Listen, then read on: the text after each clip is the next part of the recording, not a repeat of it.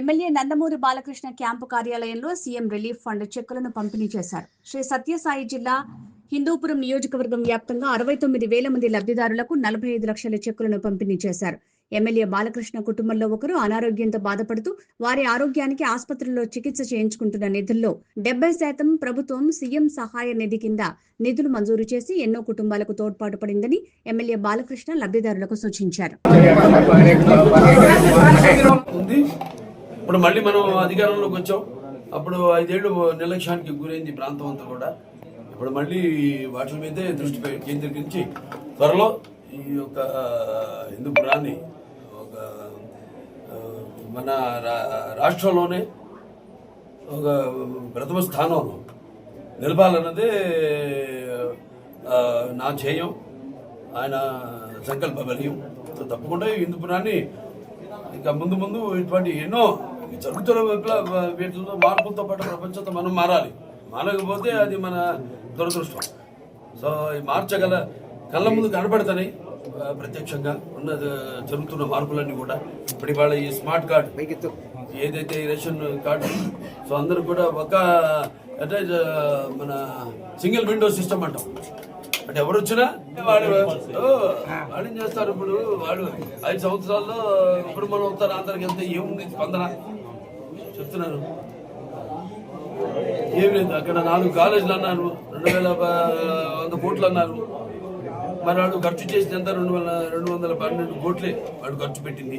అన్ని ఎలా ఉన్నాయని చూస్తారు. మన దగ్గర కూడా మెడికల్ కాలేజ్ తోటి గ్రౌండ్ ఫ్లోర్ కింద ఎక్స్కవేషన్ చేశారు. పైన మొదటి ఫ్లోరు గ్రౌండ్ ఫ్లోర్ కొట్టి గోడలు మాత్రం కట్టారు. అంత మనిషి ఏదైనా ఒక లైబిలిటీ ఉండాలి గవర్నమెంట్కి. ఇప్పుడు ఒక పీపీపీ మోడల్ అంటే ఏంటంటే ప్రభుత్వం యొక్క ఆధ్వర్యంలో ప్రైవేటీకరణ, అది తెలుసుకోవాల్సింది. అంటే ఇచ్చేయడం ఇలా అలసత్వానికి గురి కావడం కాదు. ఎవరో ఇచ్చిన వాడికి యాజమాన్యానికి ప్రభుత్వం యొక్క సూపర్విజన్ ఉంటుంది, అథారిటీ ఉంటుంది, వాళ్ళ మీద పార్ట్నర్షిప్ ఉంటుంది. వాళ్ళలో ఉన్నప్పుడు ఆ భయం ఉంటుంది వాళ్ళకి. అలాగే అన్ని విషయాల్లో మన ఆర్గనైజేషన్ ఒక రన్నింగ్ విషయంలో అయితే అన్నింటిలో కూడా వాళ్ళకు ఒక బాధ్యత, భయం ఉంటుంది, క్వాలిటీ ఉంటుంది, క్వాలిటీ కూడా ఉంటుంది. అంటే ఉపాధ్యాయుల నుంచి నియామకం నుంచి కూడా ఒక క్వాలిటీ ఉంటుంది, కమిటీ ఉంటుంది. ఇవన్నీ అంటే వాడికే ఉంది. ఇంకా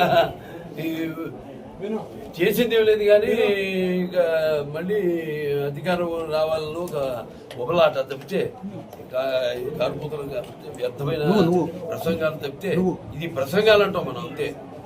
ఇదేదో చేద్దామని ఒక నిబద్ధతతో ఒక సంకల్పంతో లోపల నుంచి తన్నుకొచ్చిన ఒక అభివృద్ధి పైన వాళ్ళ ఒక డెడికేషన్ కాదు, అంతే.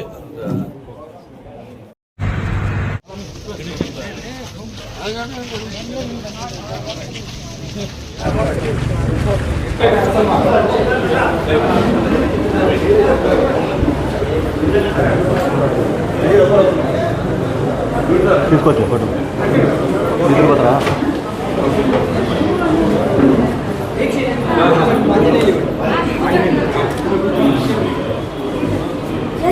రామాంజనేయులు ఓకే.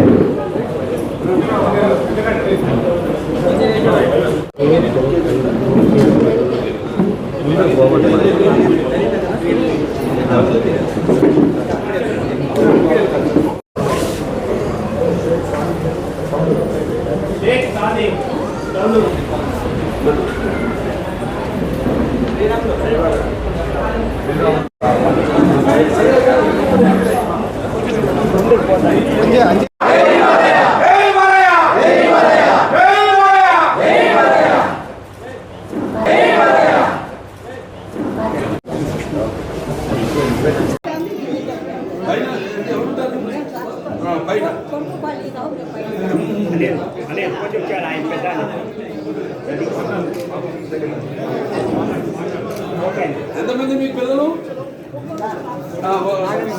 అది కొట్టుకోవడం కింద నడుచుకుంటూ పైకి వస్తున్నారు. మంచిదేగా ఆరోగ్యానికి. మీలాగా వాళ్ళు ఎక్కకపోయినా వాళ్ళు ఎక్కలేదు. ఇదేంటండి పక్కరాంగ అయిపోయింది.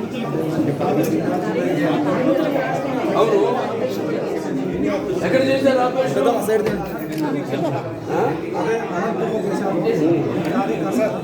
ఉండు బాబు, చూద్దాం ఇదేదో జీఎం పెట్టి ఆ ఇద్దరు పట్టుకోమను. పట్టుకోమా, రెడీ రెడీ. ఇచ్చుడా పెట్టండి. ఓకే, అది చూస్తాను. అంతే అది మొత్తం వివరాలన్నీ మొత్తం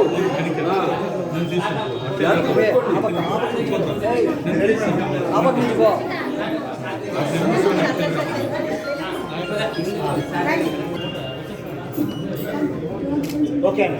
ఓకే